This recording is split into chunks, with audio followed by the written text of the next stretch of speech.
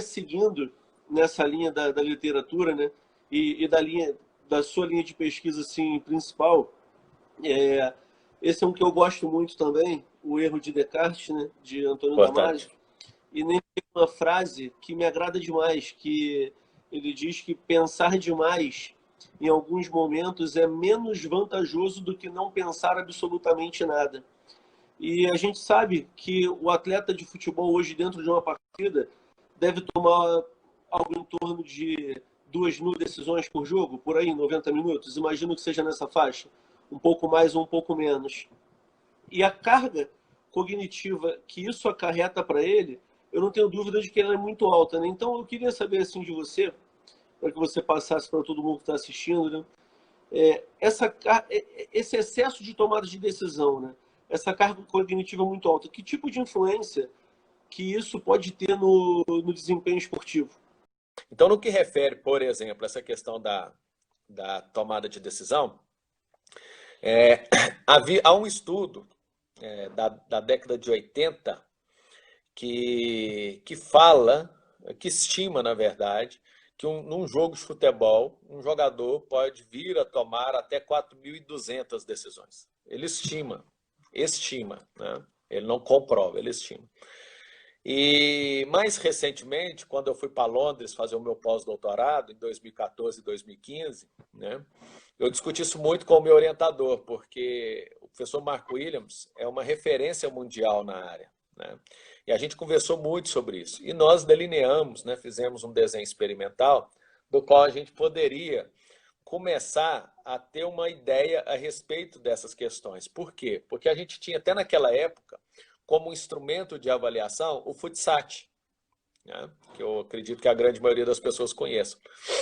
E a gente queria produzir mais algumas questões experimentais onde a gente pudesse avaliar a tomada de decisão. Aí veio o Tactic Up, né, que até nos acompanha aqui, a equipe, e veio também os estudos que a gente fez no Núcleo de Estudos e Pesquisas em Futebol da Universidade Federal de Viçosa, do qual a gente conseguiu quantificar, né, 2.500 decisões nas principais competições do mundo. Bom, então vamos colocar aqui Champions League, né? Estamos colocando aqui a Libertadores do ano passado, nós fizemos um estudo, tiveram alguns jogos, por exemplo, Flamengo e Inter, se não me engano, foi um jogo que teve esse número de tomadas de decisões, né? Aproximou-se muito disso, né? Copa do Mundo também aproxima muito disso, né? E já outros torneios, a gente tem um número menor, né? Por exemplo, a gente avaliou aqui alguns torneios masculinos, de júniores e juvenis, né? Eles dão por volta aí de 1.600, 1.400 decisões, né? Claro que a gente Bastante. também tem que ver vários outros aspectos aí. Uma diferença, um gap muito forte. Se a gente for pensar em 1.600, vamos pôr 1.600 para poder arredondar um pouquinho mais a conta, né? Nós estamos falando de 2.500, nós estamos tomando 2/3 só. É como se você fosse um lateral e, enquanto júnior, né, se você tem ali, vou colocar aqui algumas questões mais fáceis da gente refletir.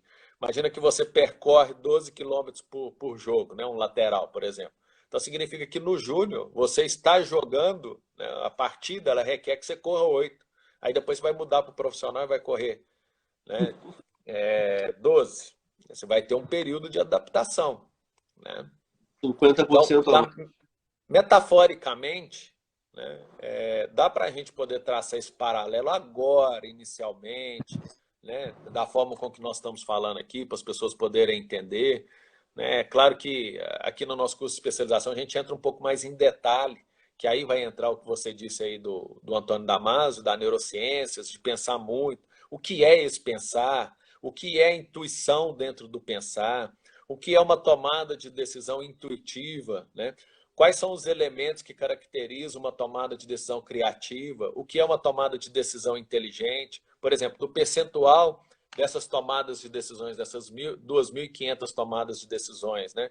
Quantas delas realmente são criativas? Quantas delas são inteligentes? Né? Como é que essas tomadas de decisão são feitas sob elemento de pressão?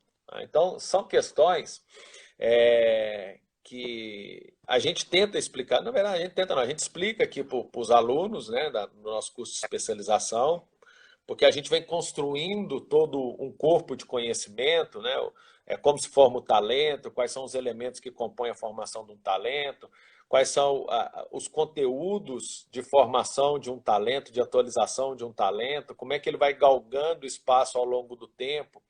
E a gente tenta trabalhar porque você tem, dentro dessa fase, características muito específicas, né, e latentes da evolução da criança e do adolescente.